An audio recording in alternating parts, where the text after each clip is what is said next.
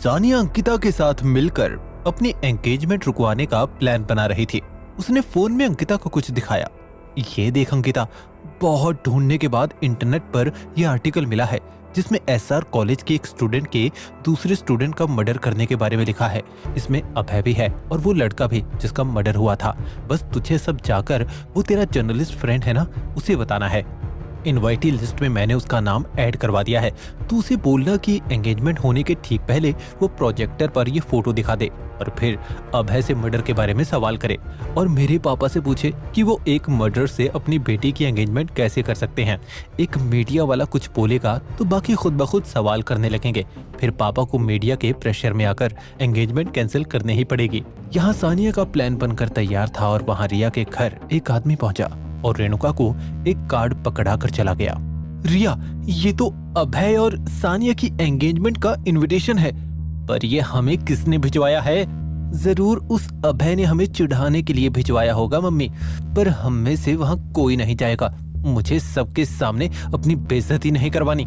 रिया, बात सुनो मेरी। मैं कब से अभय की एंगेजमेंट रोकने का तरीका ढूंढ रही थी। अब तरीका खुद चलकर हमारे पास आ गया। वहाँ पूरा मीडिया इकट्ठा होगा।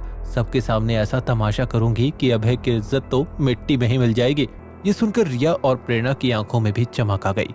अभय सोचता हुआ घर की तरफ बढ़ ही रहा था कि तभी एक कार अचानक से उसके आगे आकर रुक गई। कार का विंडो नीचे हुआ तो उसमें जतिन कपूर बैठा दिखाई दिया कि तभी एक के बाद एक 5-6 गाड़ियां और कई बाइक्स वहां पर आकर रुक गई और उनमें से करीब 50 लोगों ने अभय को चारों तरफ से घेर लिया। बहुत स्मार्ट बनता है ना तू अभय, आज तेरी जगह दिखा ही देता हूँ। तुम लोग इसकी जान निकलने तक इसे मारो, मुझे आज के बाद ये जिंदा नहीं चाहिए।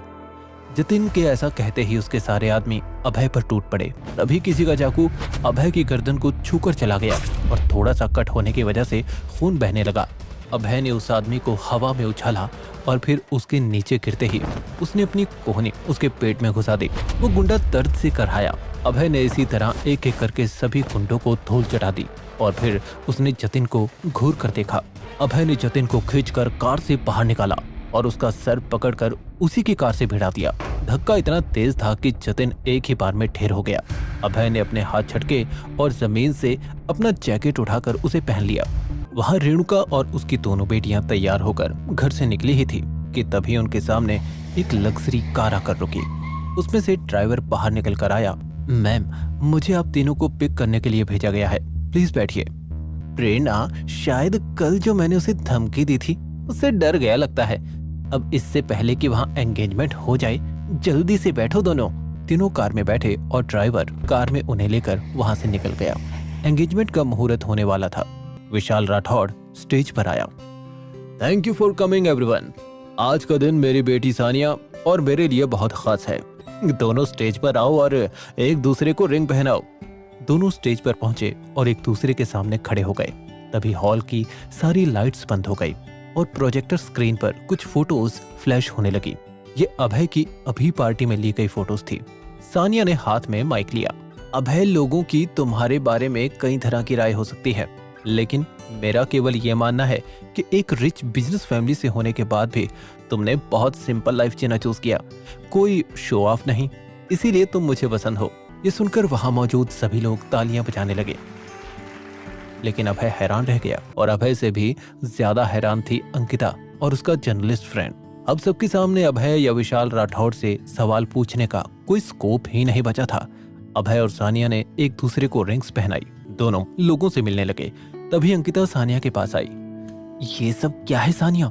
स्लाइड किसने चेंज की और ये प्यार भरी स्पीच? मैंने किया सब। सानिया तो चली गई थी, लेकिन अंकिता को कंफ्यूज कर गई थी। विशाल राठौड़ अभय के पास आया। अभय, अब पार्टी खत्म होने ही वाली है। आई थिंक अब तुम्हारी एक्स वाइफ और उसकी फैमिली को घर छुड़वा देना चाहिए।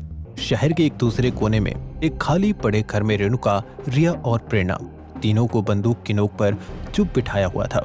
डर के मारे तीनों के मुंह से एक भी शब्द नहीं निकल रहा था। तभी कार का ड्राइवर अंदर आया। चलो तुम तीनों, घर जाने का टाइम हो गया है। पार्टी से सानिया को घर पर ड्रॉप करते हुए अभय के मन में कई सवाल थे, लेकिन सानिया से वो बस यही पूछ पाया, तुम ये सब क्यों कर रही हो सानिया? आखिर क्यों ऐन वक्त पर सानिया ने बदल दिया प्लान? किसने भेजा था सानिया को मैसेज?